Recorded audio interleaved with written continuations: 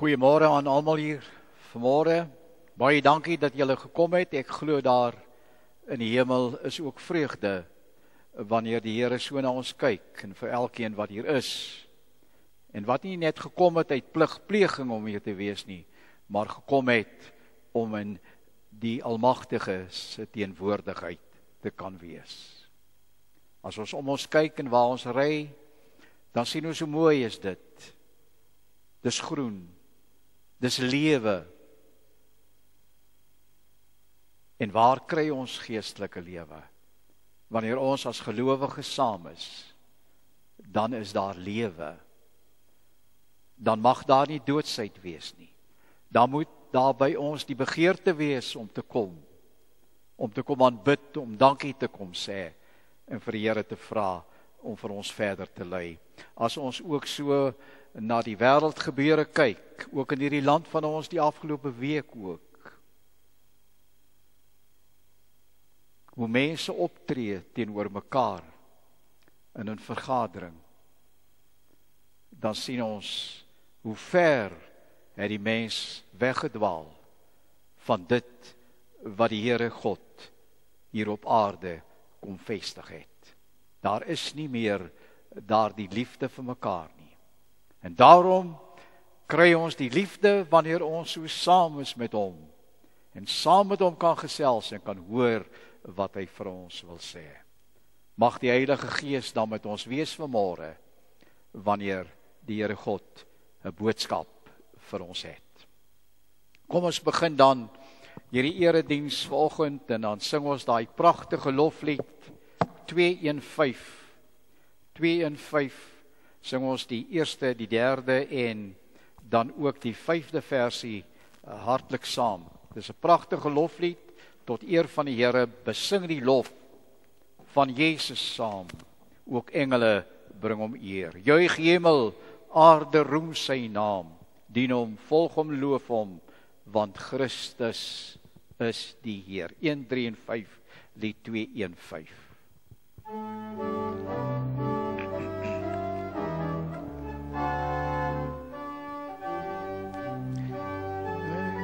Van Jesus.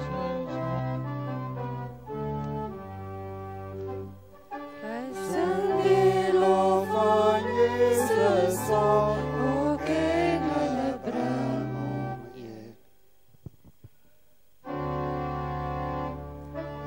Sing die lof van Jesus saam, ook engele bring hom eer. Juig hemel, aarde roem sy naam en dien hom, volg hom, loof hom. Christus is die Heer. Verdwaasde mens aanvaar dit nou dat hy jou heil begeer. Bekeer jou en sy Gees sal jou laat loof en prys en jubel. Christus is die Heer.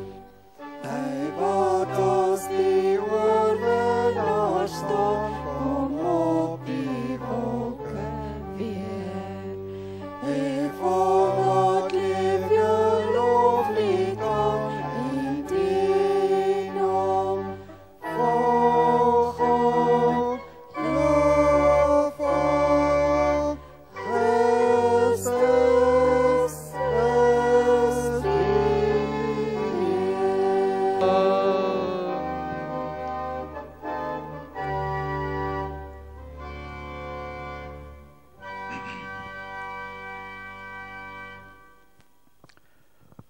Ons begin hierdie erediens en ons sit dit voort. En ons sluit dit af in die naam van die Vader en die Seun en die Heilige Gees. Amen. En nou groet hierdie Vader en Seun en Heilige Gees ons elkeen met hierdie woorde: Julle is baie welkom in hierdie erediens vanoggend. Julle word geseën met genade en vrede. Jy kry nou geleentheid om die offergawes aan die Here te bied.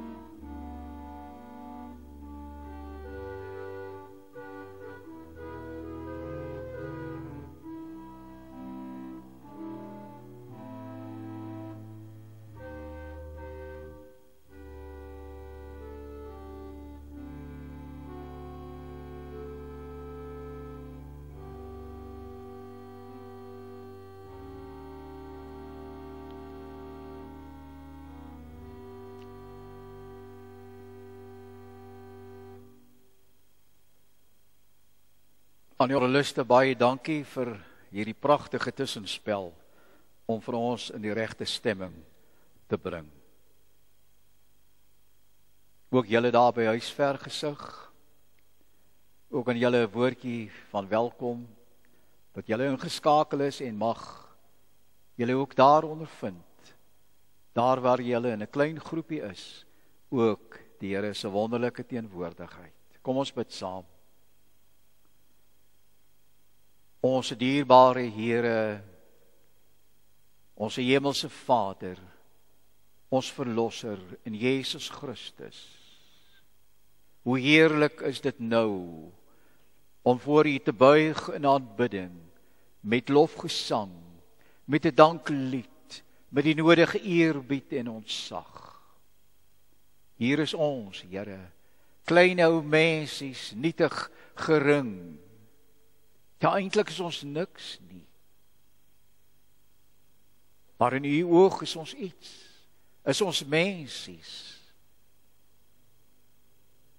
En U elke dag besig om ons siele te soek.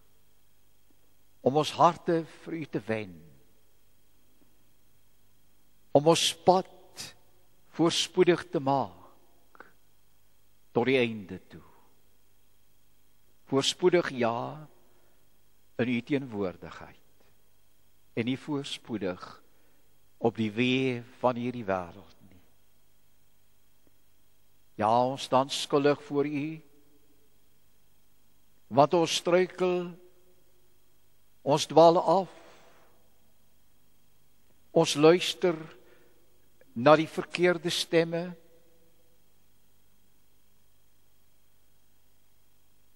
en Here, as U dan so na ons weë en ons gedagtes en ons optredes kyk en dit raak sien, dan is dit dalk net een te veel om nog genade aan ons te betoon. En tog is U as Vader van ons. U hart is so ruim. Aan die kruis, Here Jesus, het U gesterf, juis vir ons sondes. En daarvoor moet ons, juis in hierdie lydenstye, moet ons juis vir U dankbaar wees, dat U ons vrygekoop het van daardie sondelas. Here, is met groot verwagting dat ons nou uitsien wat U vir ons wil sê. Want U het 'n boodskap vir ons, nie die mense boodskap nie, maar U boodskap, Here. En laat dit dan vanmôre kom, tot elkeen hier teenwoordig, dat ons lewens, ons harte, gevul sal word, met daardie liefde van U, daai genade van U, daardie omkeer na U toe. Ons bid dit in Jesus naam. Amen. Kom ons bely nou ons geloof in die drie-enige God. Dan sing ons saam, ek glo dit is op die wysie van lied 100. Kom ons staan, dan sing ons dit saam.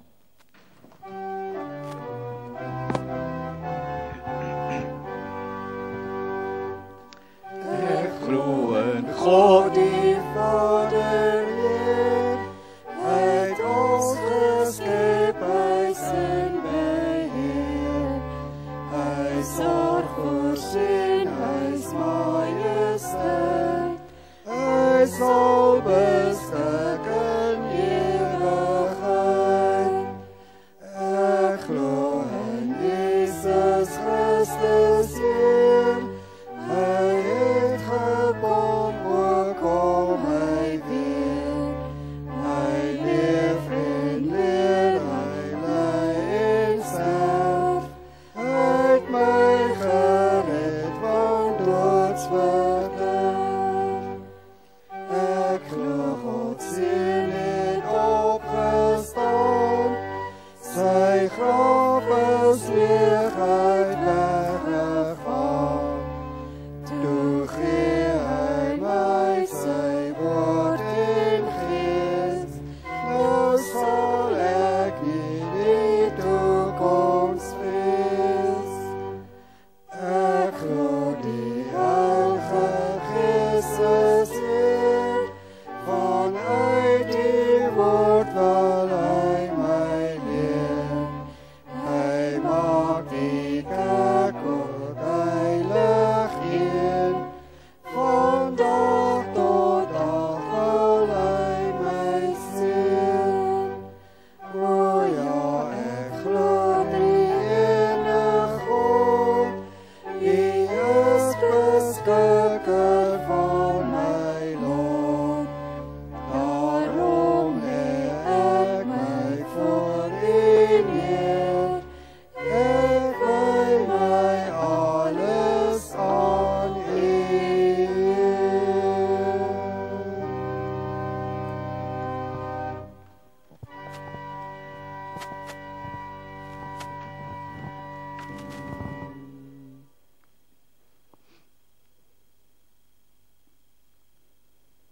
O Here, ons bid dat U U woord sal oopmaak nou voor ons.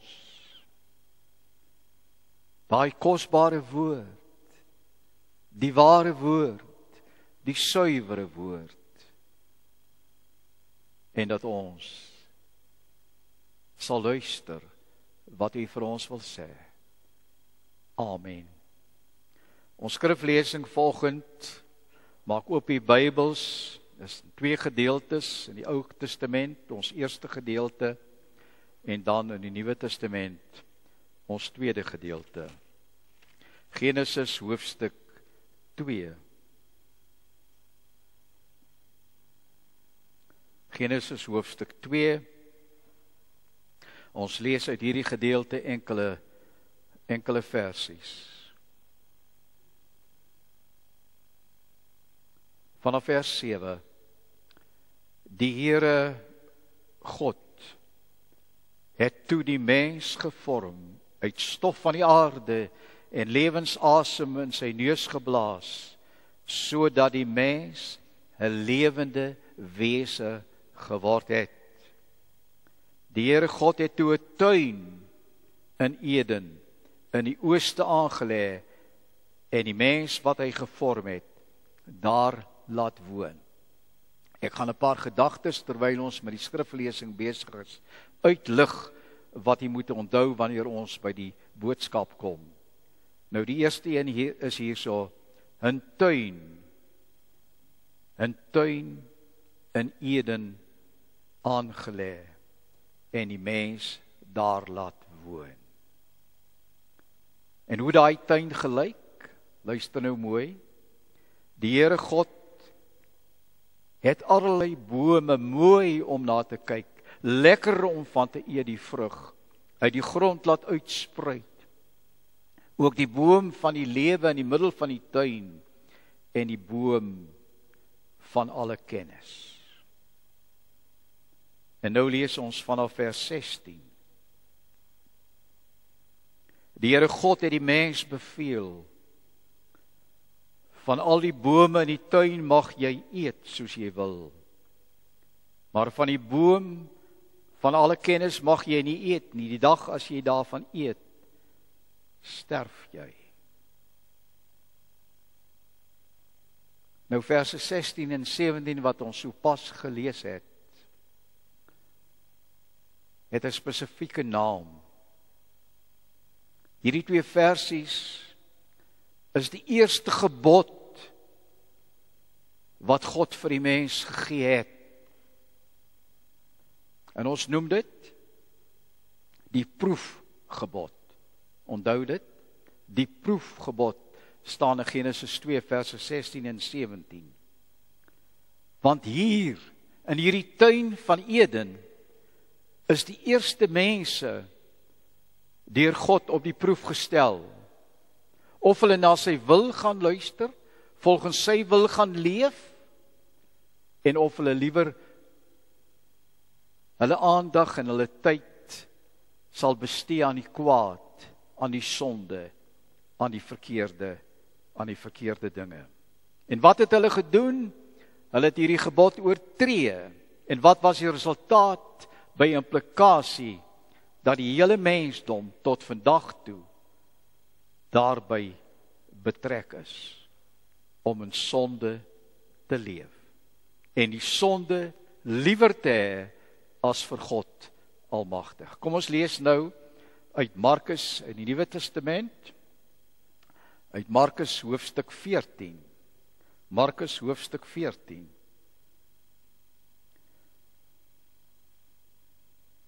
Vanaf vers 32. Toe kom hulle, nou wie is die hulle? Dit is Jesus en sy disippels. Toe kom Jesus en sy disippels by 'n plek met die naam Getsemane. En Jesus sê vir sy disippels, sit hier terwyl ek gaan bid. Daarom neem hy vir Petrus, Jakobus en Johannes saam met hom. Nou kan ons sê, nee, maar wat van die res van die disippels? Hoekom dan net hierdie 3?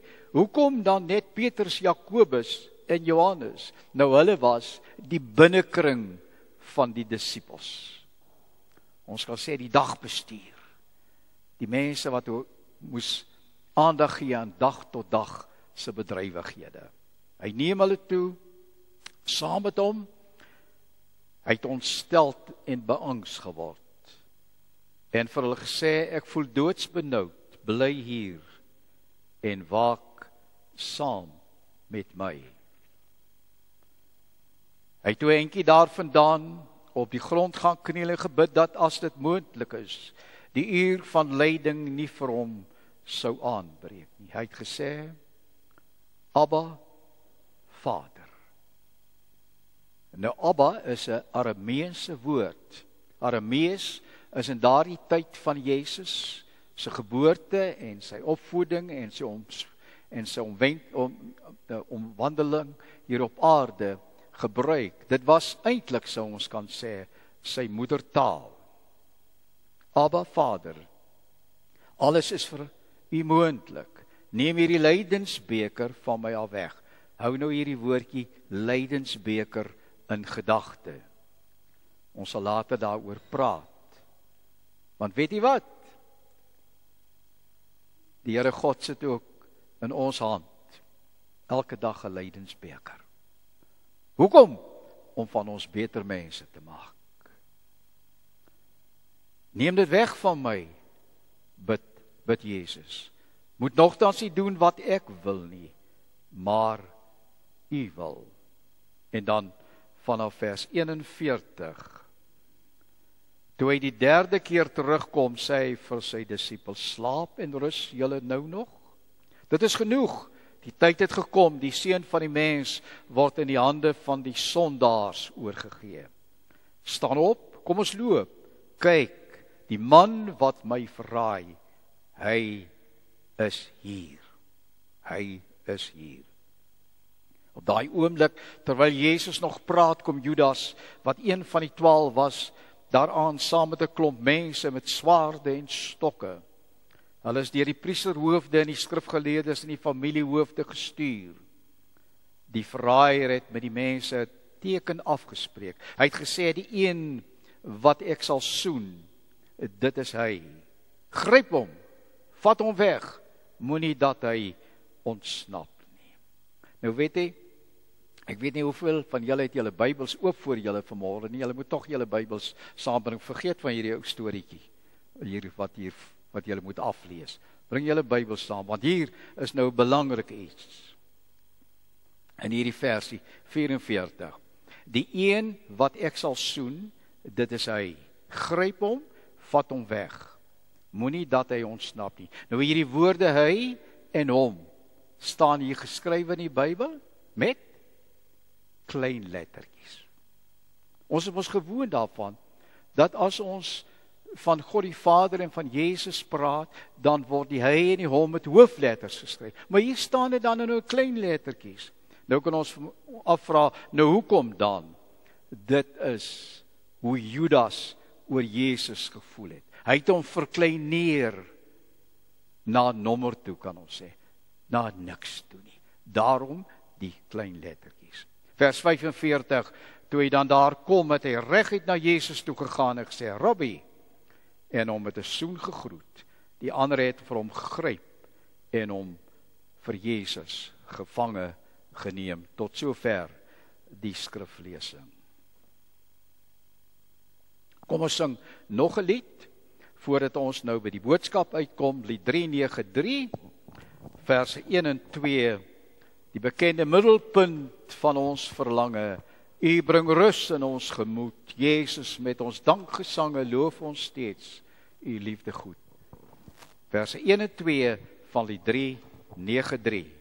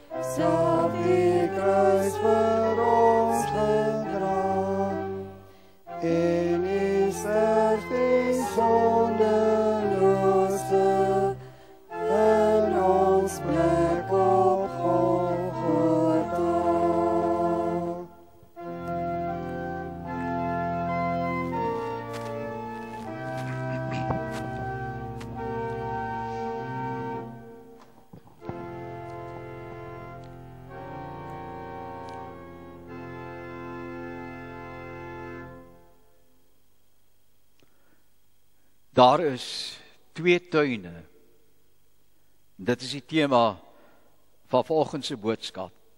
Daar is 2 tuine. En nou let jy op die woordjie is, daai werkwoord. Daar is, met ander woorde, die teenwoordige.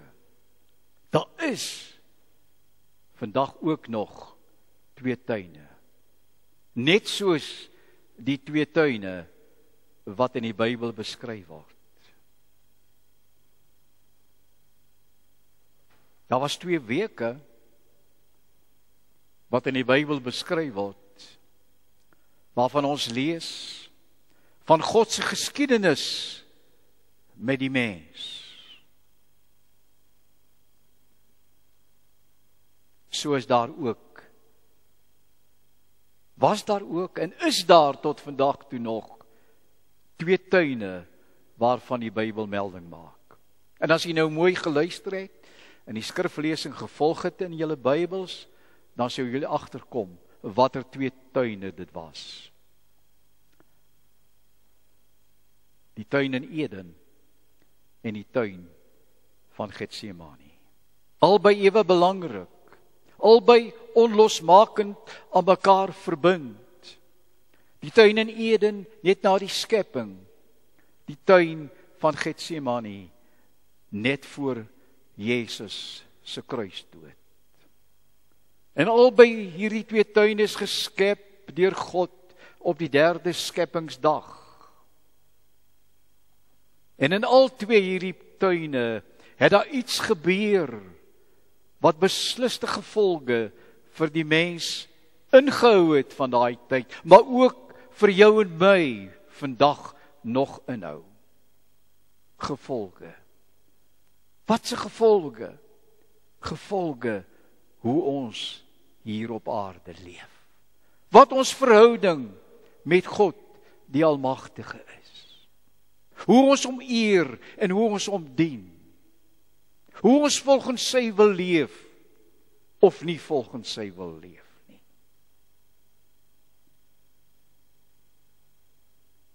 Die tuin van Eden, ons het dit gelees, was 'n mooi tuin, né? Dit was eintlik die simbool van menslike geluk. Daar was vrede, daar was rustigheid. In hierdie tuin het God rondbeweeg, met die mens gesels. Daar was geen kommer of sorge. Daar was geen onrustigheid by die mens in daardie tuin nie. Daar was volop water. Die besondere rivier het daardeur gevloei. Ons het gelees. Dit was 'n vrugbare tuin met baie bome wat mooi vrugte gedra het waarvan die mens kon eet. Veelkleurige blommepragt het alles versier. Daar was gewasse, daar was groen weivelde. Dit was hoe die mense eerste verblyf op aarde gelyk het in volle harmonie, die aardse paradys. God beweeg in daai tuin en hy praat met die mens. En weet jy, liewe broer en suster, wanneer God met die mens praat, wanneer hy met my en met jou praat, wanneer hy met ons gesels, dan is daar nie 'n geskinder van ander mense en kwaad praat van ander mense nie. Nee, in so 'n gesprek met my hemelse Vader kan daar mos geen onmin en haat wees nie, net liefde. Want weet jy, 'n ware gesprek met God, en luister na die woorde, in 'n ware gesprek met God, is daar mos nie plek vir sulke dinge nie. Daar's net plek vir heilige ontsag en met geluksaligheid. So nie, as dit nie daar is nie, dan is daar ook geen gesprek met die Here God nie. Dit wat daar geheers het in daai tyd, is hoe God dit beplan het, hoe dit moet wees. Hy wou dit graag so gehad het, totdat die mens versating daar ontmoet. en eerder na Satan luister as na God. En is hier, soos reeds gesê, waar God nou die mens op die proef stel. Satan is daar met sy lustigheid. Hy doen hom voor as groter en slimmer as God. Toe God vir die mens sê, mens, van die boom van alle kennis mag jy nie eet nie, die dag as jy daarvan eet, gaan jy sterf. Toe kom Satan en hy bevraagteken daardie opdrag van God aan die mens. Hy gaan nog verder, hy sê God is 'n leienaar.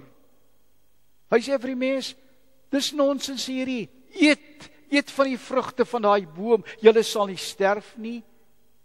Julle sal nie sterf nie. Maar jy sal slim word. Julle sal gelyk word aan God. Dit is wat Satan daar vir daardie eerste mense vertel. Hy sê, dit is hoekom God nie wil hê julle moet van daai vrugte eet nie, want hy wil nie hê dat julle moet slim word soos hy nie, en gelyk wees aan hom nie. En wat doen die mens? Wat doen die mens? Die Here God het die mens geskep om self te kies tot vandag toe. En die mens kies daai dag in die tuin van Eden teen God en sondig so. Eva eet eerste van die vrug en sy gee vir Adam en hy doen dieselfde. En so oortree hulle God se opdrag in ongehoorsaamheid. En liewe broer en suster, en so is ook Satan vandag nog met ons besig. Hy is bedrywig in ons huwelikslewe, in ons gesinslewe, in ons familiekring, in die kerke. Oral is hy bedrywig. Hy sê vir ons, moenie aan God gehoorsaam wees nie. Eet maar van die verbode vrugte. Hy is bedrywig in ons huwelikslewe, ja. Oral. Gesinslewe, familiekring, kerke, oral. En ons luister na hom. Daar waar ons die rustigheid en vrede van die tuin van Eden kan beleef elke dag, slaan nou Satan sy ou vuil kloue in ons lewens in en verwoes wat mooi en wat reg is voor God.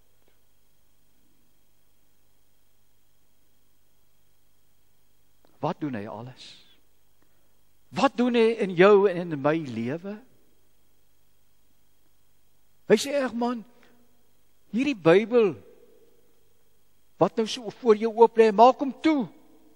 Maak hom toe. Dis net ou stories, dis ou storieboek, dis fabels. Hou op om daaruit te lees. Hy sê en om te bid. Dis nie nodig nie, hou op om te bid, want niemand luister na jou nie. Niemand hoor jou nie in jou gebede nie. En van kerk toe gaan? Nee man, dis ook nie nodig om kerk toe te gaan nie. Want jy mens het mos hard gewerk die afgelope week. Jy het jou afgesloof. Ontspan, Sondag is 'n dag van ontspanning, van vleisbraai, van saam met vriende verkeer, jou lyk te hê. Ontspan nou, dis 'n dag van inkopies doen, want jy het nie die week tyd gehad om dit te doen nie. En so luister ons vir Satan. En wat gebeur? Ons verarm geestelik. Geestelik. En so verloor ons vir God op hierdie pad van Satan. Ja, ons leef vandag nog in hierdie tuin van Eden. Maar dis nie meer dieselfde tuin as wat God geskep het nie. Want Satan het in hierdie tuin van ons Eden-tuin ingetrek. Hy het ingetrek in ons harte en in ons lewens. En hy vertel vir ons al daardie ou mooi stories. En die tragiek is daarvan, dat ons glo dit. Wanneer hy vir ons sê, ag man, julle sê julle is gelowiges, maar kyk hoe lyk julle lewe. Julle lewe is saai en droog en onaantreklik. Dis hoe die lewe van 'n gelowige lyk. Was mos geen vreugde in so 'n lewe in die mens. Vergeet daarvan en kom deel. Ek gaan vir julle vertel van waar julle vreugde kan vind. Kom deel in die wêreldse joulheid, die wêreldse plesier, waar jy jou eie baas kan wees, kan doen wat jy wil. Daar's niemand wat vir jou voorskryf nie. Niemand nie. Dit is nou die tuin van Eden. Want Satan het ingetrek in ons tuin van Eden. En ons luister na hom. Want die Bybel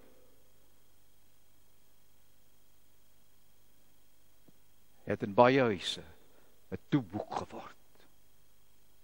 Ons bring dit nie eers kerk toe saam met ons nie.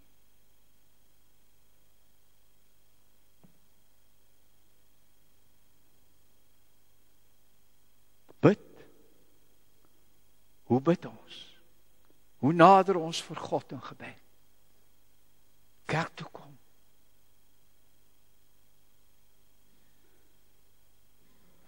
Maar die ander tuin, liewe broer en susters, die tuin van Getsemane. Ook boomryk, ook vrugbaar. Die Kedronspruit vloei daardeur. Dis 'n rustige tuin, ideaal om stil te word in gebed. En op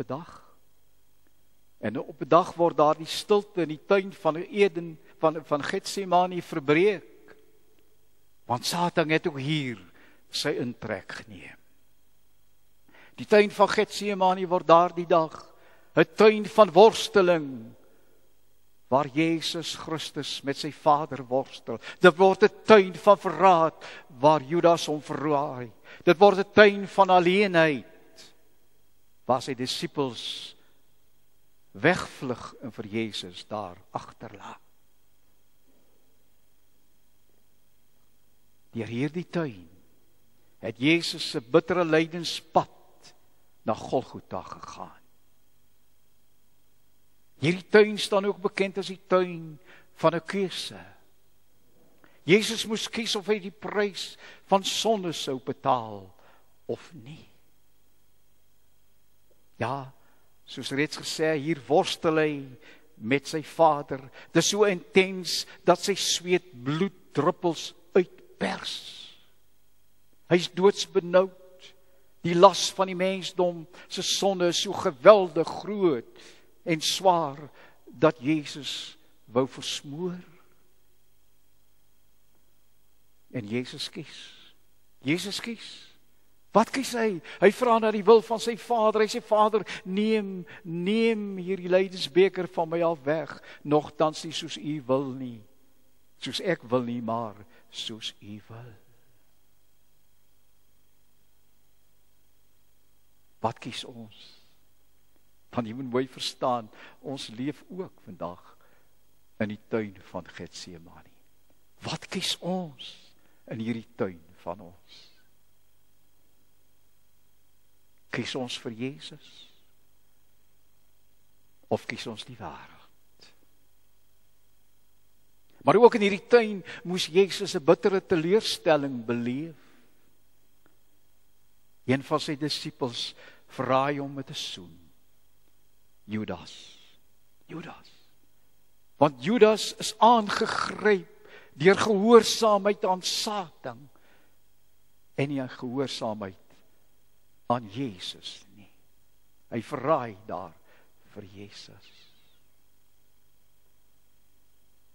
En ons in ons tuin verraai ons nie ook dikwels vir Jesus nie.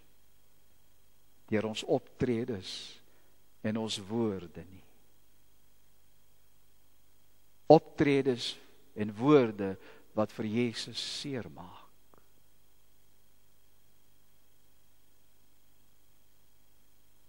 En of dit nie genoeg was nie. Wat van sy disippels daai dag? Hulle vlug weg en hulle laat Jesus alleen agter. Jezus nog besig om met ons te praat. En dan sien ons, hoe lekker is dit daar buite. En dan verlaat ons die kerk. Agter die wêreld aan. Ons doen presies dieselfde wat die disippels gedoen het. Ons vlug weg van Jesus. En laat hom alleen agter. Ons wil nie met hom saamwerk nie. Ons wil hom nie dien nie. Ons wil nie diensknegte van hom wees nie. Ons wil nie sy boodskappers wees nie. Ons wil wêreldlinge word.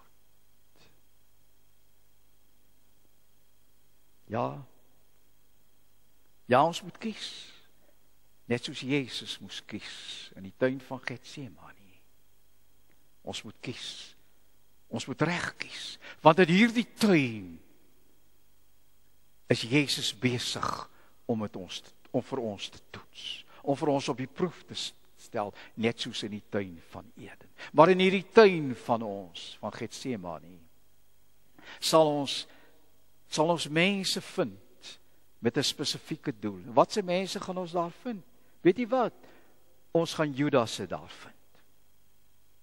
Net soos in Jesus se tuin van Getsemane. Judasse. Dis daai mense wat hulle kom so goed voor. Hulle soen ons. Hulle druk ons vas, hulle omhels ons, hulle vlei ons met mooi woorde. Maar daar agter skuil verraad. En dikwels is dit mense wat naby ons is. Mense wat ons vertrou. Maar as daar krisis in ons lewe opduik, wanneer ons swaar kry, wanneer daar nood is, waar is daar die mense dan? Hulle het ons in die steek gelaat.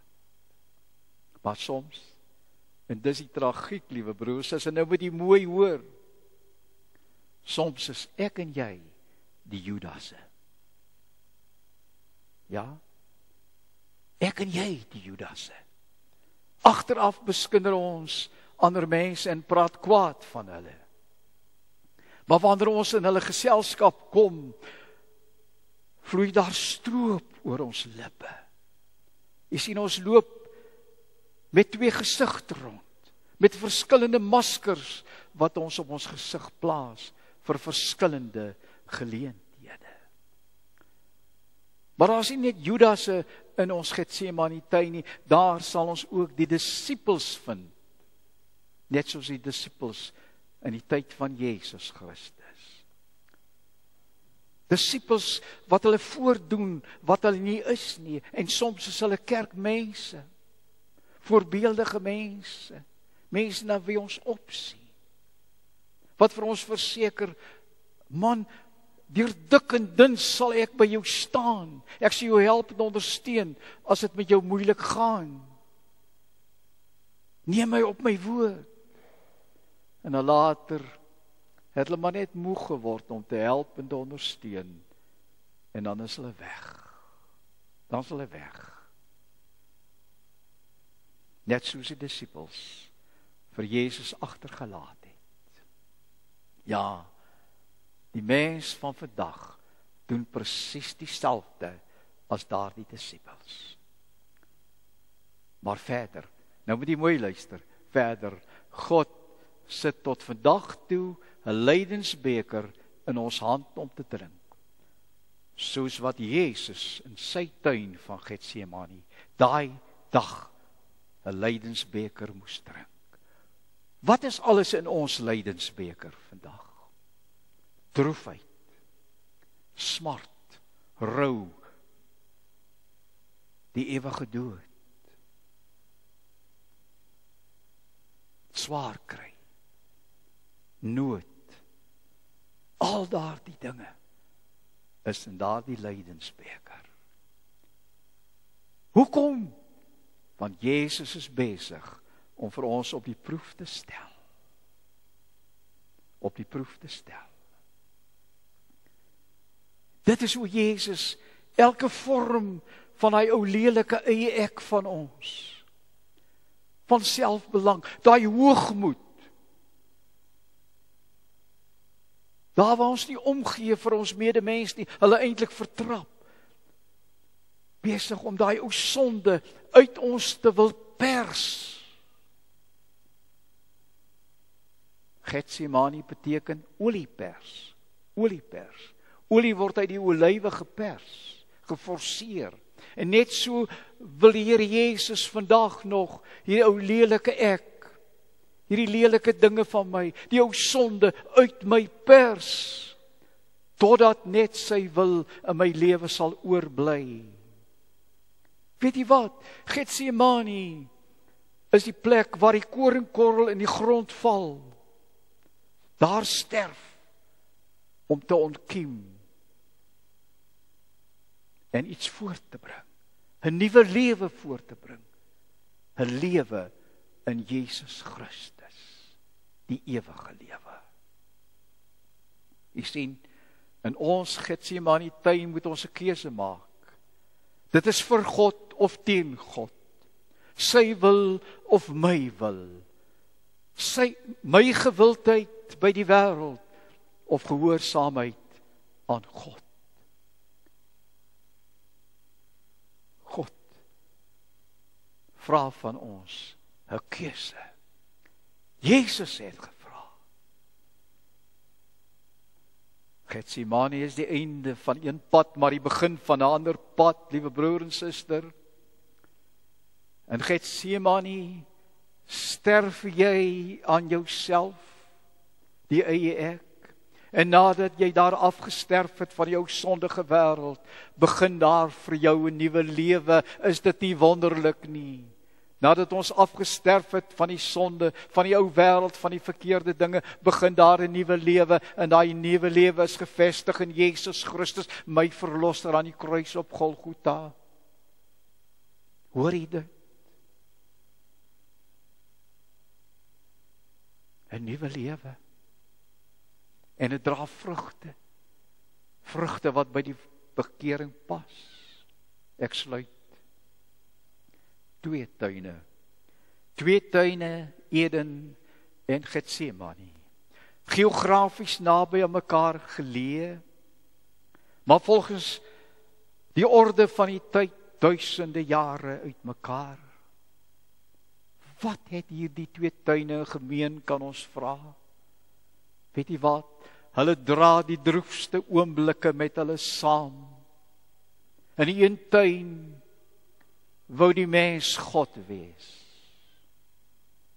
In die ander tuin, sy disippels wat gesê het, ons sal by jou bly tot die einde toe. Wat gebeur toe? Toe word hulle ontroue disippels en hulle laat hom alleen agter en hulle vlug.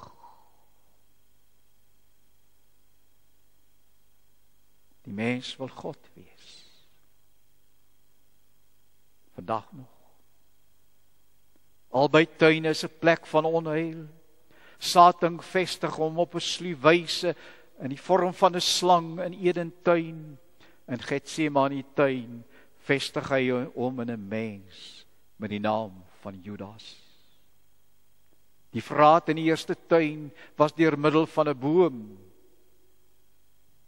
In die ander tuin 'n mens op die wang van Jesus. Satan kon vir God nie oorwin in die tuin van Eden nie. In die Getsemane tuin het God sy seun die beker laat drink om die laaste tree na Golgotha te stap vir my en jou sondes, om daar te sterf aan 'n houtkruis. En sy bloed drup langs daardie kruis af en dit stol in die stof daaronder. Daardie bloed wat my vry maak, vrykoop van sonde.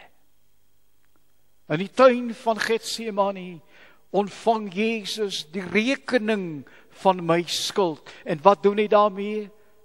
Hy skeur dit nie op nie. Hy gooi dit nie weg nie. Hy ignoreer nie daai rekening van my skuld nie. Nee, daai skuld betaal hy met sy bloed op Golgotha. 2 tuine, Eden en Getsemane. Ek en jy is vandag ook daar.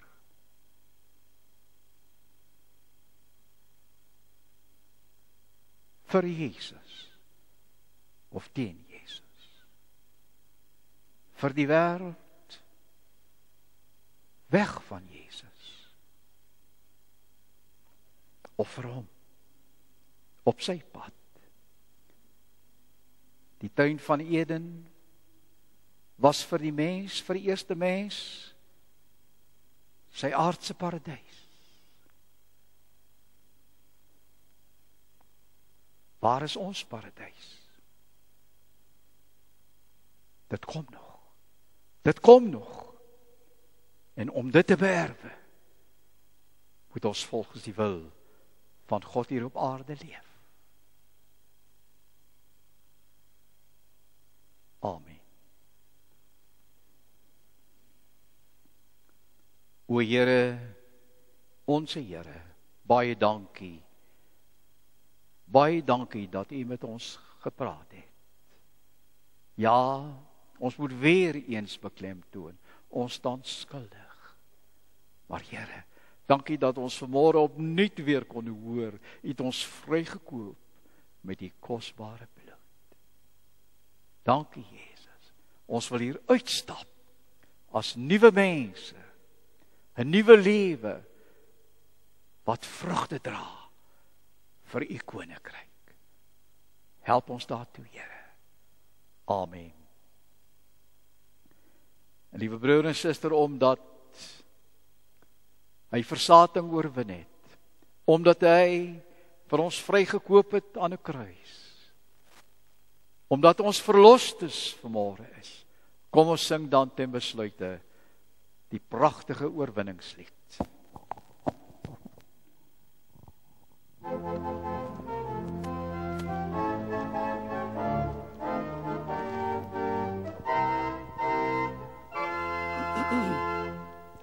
Sien in my gees die glorie en die almag van die Heer, die Allerhoogste wat in liefde oor sy koninkryk regeer. Hy het beloof aan die einde, op die wolke kom hy weer. Hy is koning, hy regeer. Loof hom, prys hom, halleluja. Loof hom, prys hom, halleluja. Loof hom, prys hom, halleluja. Hy is koning, hy regeer. Die Here is ons vesting wat vir altyd sal bestaan.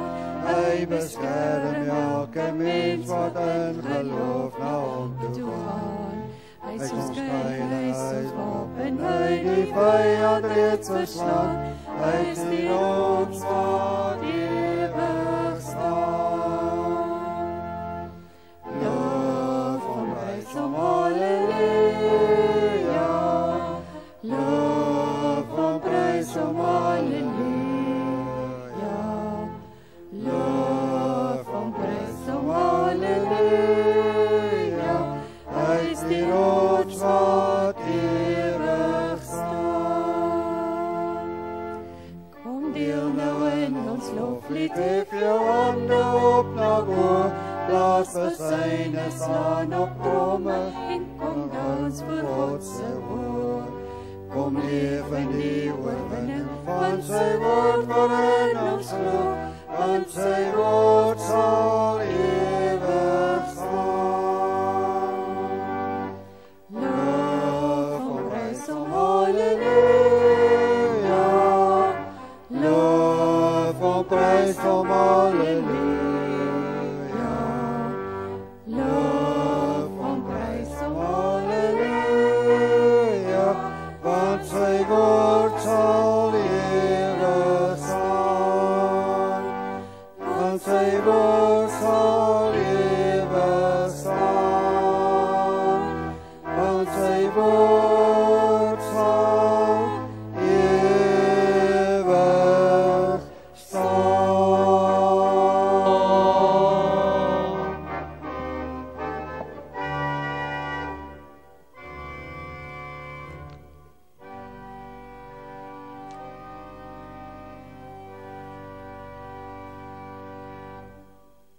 ontvang nou die seën van die Here. Die genade van ons Here Jesus Christus, die liefde van God, ons Vader, die gemeenskap van die Heilige Gees, sal met julle wees en bly, deur al die tuine van julle lewe, tot die einde toe. Amen.